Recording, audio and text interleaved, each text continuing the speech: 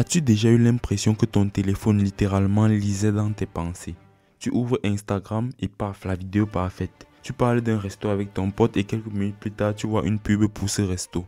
Tu veux juste écouter du bon son tranquillement et Spotify te balance exactement la chanson que tu ne savais même pas que tu aimais. Même ton GPS semble deviner les bouchons avant qu'ils n'arrivent. Coïncidence? Pas du tout. Ton téléphone t'observe, il t'analyse, il t'apprend. Et il sait souvent ce que tu veux faire avant que toi-même ne le saches. Mais comment est-ce possible? Comment les machines peuvent-elles prédire nos goûts, nos actions et même nos émotions? Ce n'est pas de la magie, c'est du machine learning. Aujourd'hui, le machine learning est partout. Reconnaissance faciale, recommandations Netflix, prédiction de trafic, chatbot, publicité ciblée, détection de fraude bancaire, diagnostics médicaux, marché financier, voitures autonomes, bref, le machine learning est partout. Le machine learning est devenu le cerveau invisible derrière la majorité des technologies que tu utilises chaque jour. Et aujourd'hui, on va éplucher brièvement ce sujet.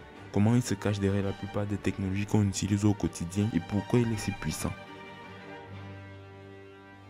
Pour bien comprendre, retournons dans les années 1950. À l'époque, les ordinateurs étaient des machines énormes, à peine plus évoluées que des calculatrices. Mais un mathématicien du nom d'Alan Turing posa une question qui allait tout changer. Les machines peuvent-elles penser? Cette simple question a jeté les bases de l'intelligence artificielle. Quelques années plus tard, un informaticien nommé Arthur Samuel va plus loin. Il pense que si les ordinateurs ont assez de données, elles peuvent apprendre et s'améliorer elles-mêmes. Il teste cette idée en apprenant à un ordinateur à jouer aux dames et devine quoi, ça marche. L'ordinateur apprend en jouant encore et encore jusqu'à battre des humains. C'est l'un des tout premiers exemples de machine learning. Comment ça marche concrètement? Imagine que tu vas apprendre à un ordinateur à reconnaître un chat. Tu pourrais lui donner une longue liste de règles, mais le moyen le plus efficace, c'est simplement de lui montrer des milliers d'images de chats. Petit à petit, il repère les formes des oreilles, la texture du pelage, les yeux, et il apprend à reconnaître un chat tout seul.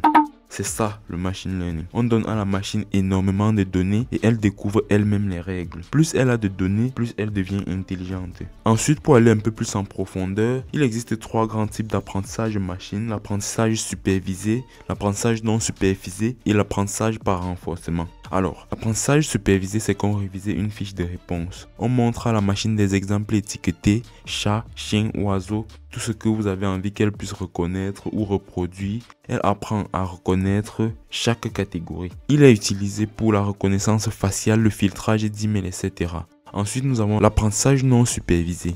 Ici, il n'y a pas d'étiquette. La machine explore et trouve elle-même les motifs, les groupes, les similitudes. Très utile pour segmenter des clients, analyser des tendances. Elle est très utile pour les financiers. Ensuite, l'apprentissage par renforcement. Là, c'est comme apprendre par essai et erreur. La machine agit, reçoit des récompenses pour les bonnes décisions et des pénalités pour les mauvaises.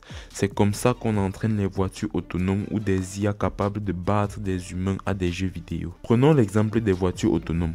Conduire, c'est traiter une tonne d'informations à la seconde, voire anticiper, décider, réagir. Et c'est exactement ce que les voitures autonomes apprennent à faire. Elles sont équipées de caméras, radars et GPS qui collectent des masses de données. Le modèle de machine learning analyse tout ça pour reconnaître les routes, les panneaux, les piétons.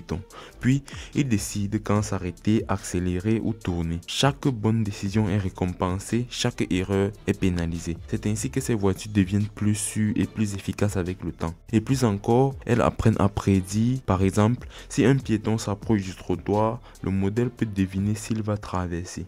Parlant des défis du machine learning, tout n'est pas parfait, il faut le dire, le biais est l'un des plus grands dangers. Un modèle est aussi bon que les données sur lesquelles il a été entraîné. Par exemple, une voiture entraînée uniquement sur des routes ensoleillées risque d'être moins performante sous la pluie ou la neige. Et si les données reflètent des préjugés humains, le modèle les reproduira, voire les amplifiera. Cette problématique a ouvert un marché à plusieurs centaines de milliards de dollars avec les géants de la tech mais aussi des startups naissantes qui prennent les plus grosses parts. J'ai par exemple parlé sur cette chaîne d'Alexander Wang qui a fondé avec Lucy Guo l'entreprise Scale AI qui, comme son nom l'indique, alimente essentiellement l'intelligence artificielle avec des données. C'est pour cela que les ingénieurs en IA et machine learning jouent un rôle essentiel. Ils conçoivent des systèmes plus responsables, plus justes et plus fiables. Les ingénieurs en intelligence artificielle et en machine learning sont ceux qui conçoivent ces algorithmes, entraînent les modèles et font en sorte que les machines deviennent plus précises.